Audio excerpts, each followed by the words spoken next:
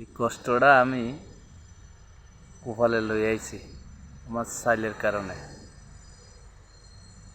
আসলে এই কষ্ট আজীবন করা লাগবে না ইনশাআল্লাহ। তো যার কারণে এই কষ্টটা বাংলাদেশের মানুষ প্রতারণার শিকার যারা পড়ে, এই আমার মতন 20 কেজি 30 কেজি তাবুক টানা লাগে। আসলে আমরা শিক্ষা পাই না, যখন বিপদে পড়ি তখন আমরা শিক্ষা পাই। এই তাবুকটা নিয়ে সবসময় চিন্তা করি, আল্লাহ যে আমার এই রাস্তায় নামাইছে, আমার কষ্টের টাকা লয়ে গেছে, আমার সাথে প্রতারণা করছে, এই দায়টা একদিন দেওয়া লাগবে ইনশাআল্লাহ।